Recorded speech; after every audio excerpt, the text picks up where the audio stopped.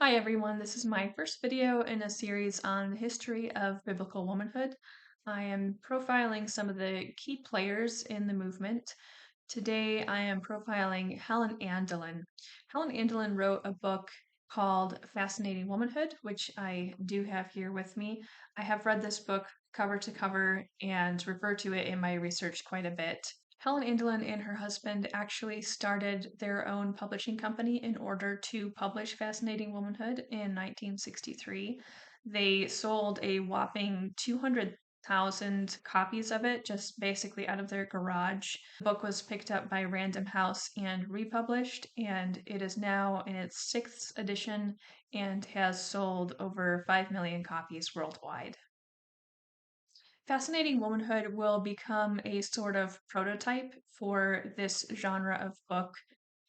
This is a genre that basically teaches women about femininity, about how to be a woman, and it is doing this in response to feminism. So, this is a genre that's very much located in anti feminism. Fascinating Womanhood is enormously successful. The copycat versions of Fascinating Womanhood are also enormously successful. So people are kind of picking up these ideas, and then when they go to write their book on womanhood, these ideas are floating around in their heads, and they may not even realize where they originated from. I'm putting Helen Andelin in this history of the biblical womanhood movement, but she was not actually an evangelical Christian. She was a Mormon. But the way that she wrote Fascinating Womanhood had enough religious ambiguity that a lot of women would have picked up this book and assumed that it was a Christian book. She talks about God. She refers to scripture verses. I myself have actually seen this book being sold by Christian distributors, very much being marketed to an evangelical audience, even though Helen Andelin is not herself an evangelical Christian. She doesn't start out by writing a book. She begins by teaching these classes, the Fascinating Womanhood classes, which she starts doing it by herself, but they become so successful that she actually has to deputize other women to be Fascinating Womanhood instructors. In the mid 70s, there are over 11,000 Fascinating Womanhood instructors teaching these classes all over the nation. She doesn't have a lot of professional credentials to lean on, so she is presenting her personal testimony as her credentials. And we're going to see that repeated in a lot of these kinds of books. I'm a woman, and those are my credentials for speaking about womanhood. The interesting thing about Fascinating Womanhood is that it is first published in 1963, which is the same year that Betty Friedan published The Feminine Mystique.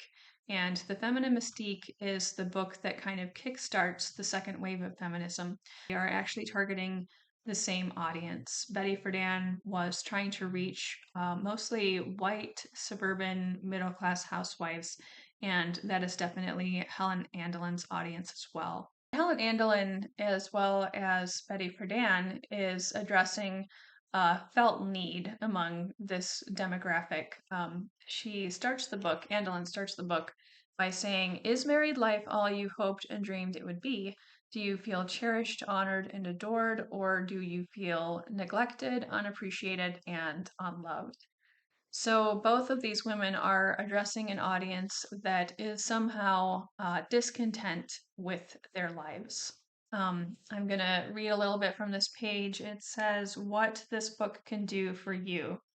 This book is going to teach you about the ideal woman from a man's point of view. It is going to teach you how to awaken a man's deepest feelings of love and tenderness. It is going to teach you how to understand men, their needs, their temperament, and their characteristics. So as you can see, this book is a lot about women understanding themselves from the male perspective.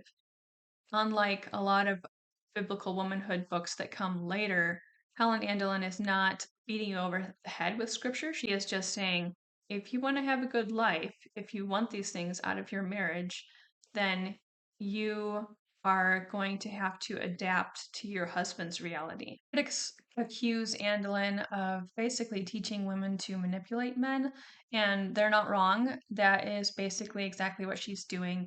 And she comes pretty close to actually admitting that that's what she's doing. There are points in the book where she says, "You are going to have to become an actress to do this." And that's okay. It's all part of the process. This is how to get that desired response from your husband. Why is Fascinating Womanhood so successful? One of my values as a researcher is compassion on my research subjects and the people who are influenced by them. I am wanting to humanize people and not forget that's a real person who wrote this book. These were real women who picked it up and read it and thought it had something of value to offer them.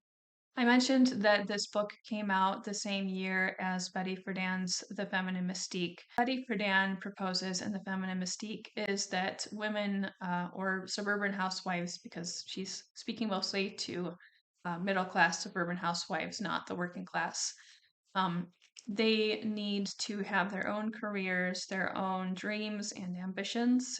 And in 2024, that does not sound very radical to us. But we have to understand where people were at in the 1960s. A good example is in the Dick Van Dyke Show. There is an entire episode where Laura wants to buy this very large, expensive gift for Rob. And she keeps having to approach Rob and making up a story about why she needs money. And that gives you a picture of what women's situation was like. I think today we have an understanding that it is financial abuse to restrict access to the couple's money. So that is not women's situation in the 1960s. Women at this point are not even able to open a bank account without having a husband or a father go with them and okay it. So any access they have to money is being mediated by a man. A lot of men are not excited about giving that power up. We have to understand that what Betty Friedan was proposing in The Feminine Mystique was very intimidating for your typical suburban housewife. Men are used to this lifestyle where they go to work and they bring home the paycheck, and that gives them this position of power in the home, and everything in the home then revolves around what they want. And that's not an easy thing for men to give up, and it's not an easy thing for women to ask men to give up. In Fascinating Womanhood, Helen Andelin presents women with an alternative path to empowerment that does not involve their husbands buying in. She says in the introduction, "Within your reach is the possibility of a happy marriage. You can bring it about independent of any effort on the part of your husband, so you hold the keys to your own happiness." This was a form of empowerment that didn't threaten men, it did not inconvenience men, they didn't even have to know about it. And for a lot of women, that was just a lot more attainable.